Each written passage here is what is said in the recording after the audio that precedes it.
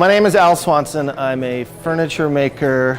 I've been a furniture maker for about 25 years. I started my craft in Maine, working with wood my whole life. And really looking at my different pieces of work, it's very diverse. There's a lot of diversity in it. And that's for a lot of reasons. A, you don't get bored.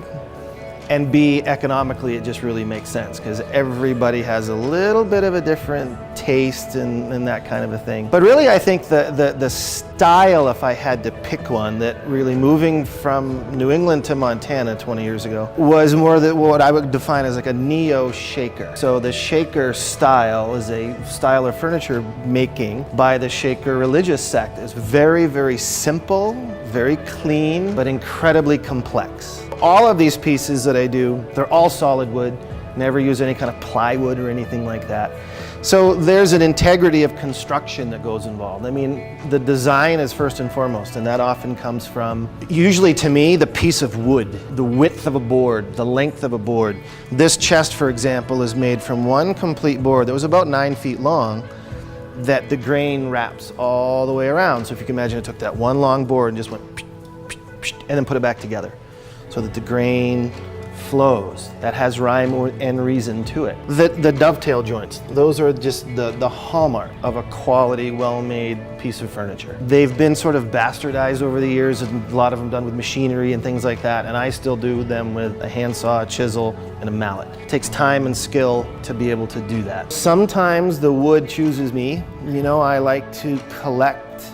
I've got a pretty big inventory of pieces, and I love to collect wood.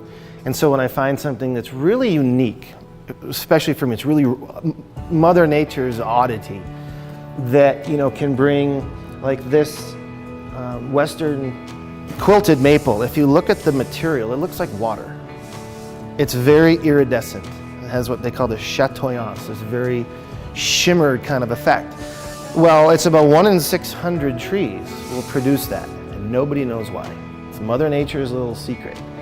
So I like when I see boards like that, just go, but I gotta have it.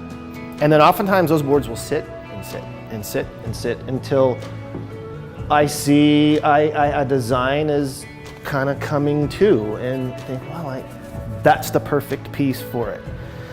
It's got the right width and texture and tone, it's got the right color, what have you. But again, I love to mix. When you look at my work as a whole, the kind of interesting thing, at least within the region of where I build now, is people can walk into a home and say, that's yours. They just know. Something about it. Often it's the details. So it's those details that I like to make a piece that if another amazing woodworker came in here and went, I wouldn't do it any different.